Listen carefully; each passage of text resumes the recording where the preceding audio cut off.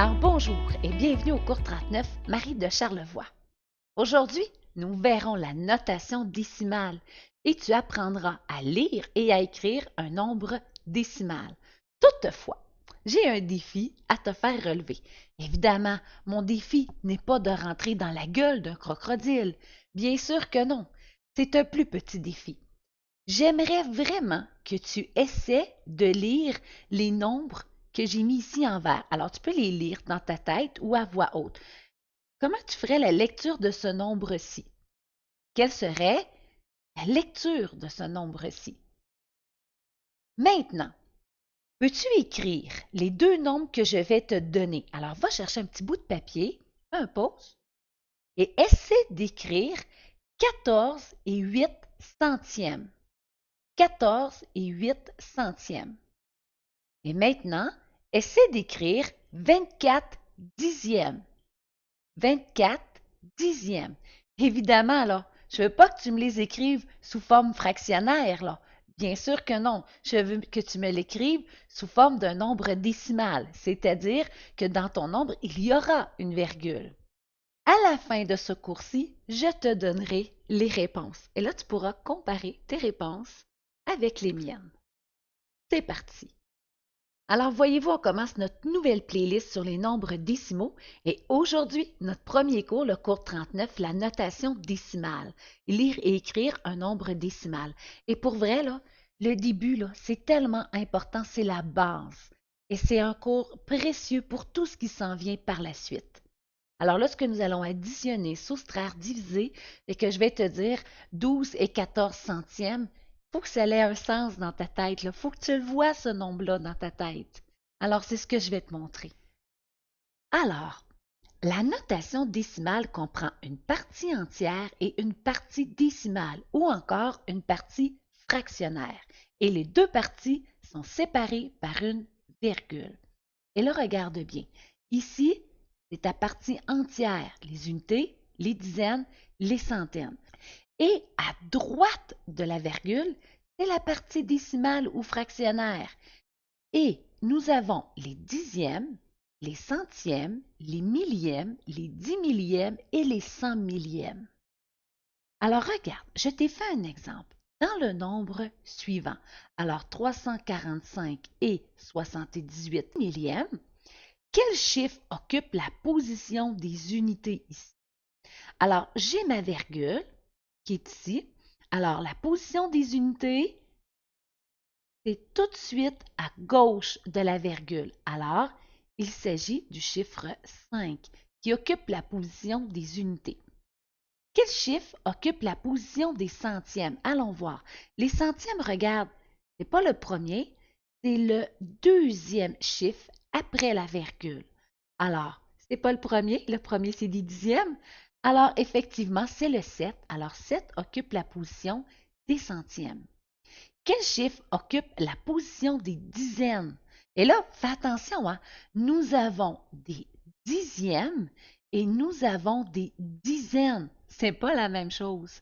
Alors, moi, je veux les dizaines. Alors, je regarde, j'ai ma virgule, ça correspond au deuxième chiffre à gauche de la virgule. Ce sont les dizaines. Alors, dans le nombre ici, c'est le 4 qui occupe la position des dizaines. Et maintenant, quel chiffre occupe la position des millièmes? Alors, les millièmes, regarde, c'est le troisième chiffre après ta virgule. Alors, c'est pas le premier, c'est pas le deuxième, c'est le troisième chiffre. Alors, bien sûr, c'est 8. Bravo! Ça semble simple, mais le vocabulaire est essentiel à la compréhension des nombres décimaux. Bravo! J'aime bien utiliser un objet concret de ta vie quotidienne comme la règle pour t'expliquer le nombre décimal. Allons voir. Regarde bien. Alors, ma règle, elle a ici des entiers. Ça ici, ça correspond à mes entiers. Et entre mes entiers, chaque unité de ma règle est séparée en 10 parties égales. Et ces subdivisions représentent les dixièmes. Les dixièmes parce qu'il y a 10 parties égales. Alors, si je regarde, et là, je te demande quelle est la mesure de ce crayon. à l'aide de ta règle. Alors, je regarde mes entiers. J'ai 9 entiers. Parfait. Et 1, 2, 3, 4 dixièmes. Et lorsque nous avons des centièmes, c'est parce que entre mes entiers, nous l'avons subdivisé en 100 parties égales. C'est tout. Les nombres décimaux sont donc formés d'une partie entière et d'une partie décimale. Mais attention, une partie décimale finie. Regarde bien. Un quart correspond à 0,25 centièmes. Alors voici, dans l'ombre d'un doute, un nombre décimal. Parce que sa partie décimale, elle est finie. Elle a une fin, autrement dit. Et regarde bien, un tiers correspond à 0,33333 à l'infini. Alors, sa partie, elle n'est pas finie, elle est à l'infini. Alors, ici, ce n'est pas un nombre décimal. Alors, je trouvais ça important que tu saches faire la différence. Et là, maintenant, nous rentrons dans le cœur du cours, c'est-à-dire lire un nombre décimal. Alors, est-ce que tu peux me lire ce nombre ici qui est en vert? Et là, tu ne peux pas dire 12,7. Ce n'est pas 12,7. Et c'est autre chose. Alors, effectivement, regarde bien. Il y a deux façons de lire ce nombre. La première façon est ici. Je peux lire 12, et tu as raison, 12, mais je ne dirais pas virgule. La virgule, je la remplace par et. Alors, ça fait 12 et 7 dixièmes. Je dois absolument indiquer la position du dernier chiffre. Alors, la position du 7 est des dixièmes. Alors, je dirais 12 et 7 dixièmes. Ou encore, tu peux également appeler ce nombre-là ici 127 dixièmes. Le dernier chiffre occupe la position des dixièmes. Regarde bien. Alors, on est d'accord, voici 127. Et là, si je le mets dans mon tableau, le 7 occupe la position des dixièmes. Alors, j'écrirai 127. Je dois mettre ma virgule afin que le 7 occupe bien la position des dixièmes. Alors, voici les deux façons de lire le nombre. 12 et 7 dixièmes ou encore 127 dixièmes. Le plus important, c'est qu'à la fin, tu dois indiquer la position du dernier chiffre. C'est bien, hein? Allons voir dans des exercices concrets maintenant. Alors, tu peux, si tu veux, écrire en lettres les nombres décimaux suivants ou encore, tu peux les lire dans ta tête ou à voix haute. Alors, fais la lecture de ce nombre ici. Il y a deux façons de le lire. On commence par la première façon. Tu pourrais dire 8. On ne dira pas 8 virgule, hein? On dit 8 et on sait que la virgule, je le remplace par et. 8 et 45. Regardons la position du dernier chiffre. Alors, la position du dernier chiffre, j'ai deux chiffres après la virgule, c'est-à-dire ça correspond au centième. 8 et 45 centièmes. Ou encore, je pourrais lire 845, et là, je ne tiens pas compte de la virgule, hein, je lis tout d'un coup. 845 et je dis la position du dernier chiffre, centième. Alors, si mon 5 est ici, 845, effectivement, et je mets ma virgule afin que mon 5 occupe bien la position des centièmes, 845 centièmes. Celui-ci, encore une fois, il y a deux façons de le lire, 13 et 3 millièmes, ou encore, je lis tout d'un coup, là, sans tenir compte de la virgule. 13 003, et là, je regarde la position, le troisième chiffre après la virgule. Troisième chiffre après la virgule, c'est des millièmes. 13 003 millièmes. Super.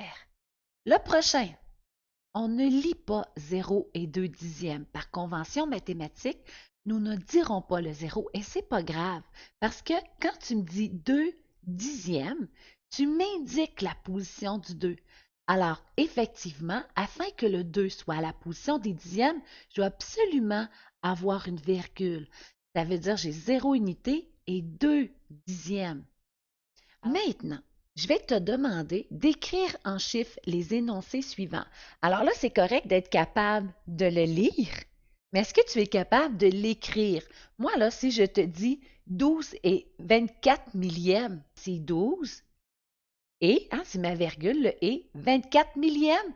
Ça veut dire que mon 4 doit occuper la position des millièmes, alors ce qui donnera 0,24 parce qu'il faut absolument que mon 4 occupe la position des millièmes. Si tu m'écris 12 et 24 comme ça ici, c'est 12 et 24 centièmes parce que mon dernier chiffre occupe la position des centièmes. Il est nécessaire de mettre notre 0 afin qu'on respecte la position de chacun de nos chiffres. Le prochain, écris-moi 108 centièmes. Alors, 108. Et là, je veux que mon 8 soit la position des centièmes, où je vais placer ma virgule, évidemment, entre mon 1 et mon 0. Dixième, centième, effectivement, le 8 occupe bien la position des centièmes. Maintenant, 5 millièmes. Alors, il faut absolument que mon 5 occupe la position des millièmes. Très bien. 0,005. Alors, est-ce que mon 5 occupe bien la position des millièmes? Oui, parce qu'il occupe la troisième place après la virgule. C'est parfait. Et maintenant, 207 millièmes. Alors, 200, et là, c'est le fun, quand j'ai un « et », là, c'est ma virgule. 207 millièmes, des dixièmes, des centièmes, des millièmes. Et voilà. Aujourd'hui, là, c'est la base des nombres décimaux et c'est tellement important d'être capable de les lire et de les écrire. Super. Mais là, je veux revenir au début de mon cours, là.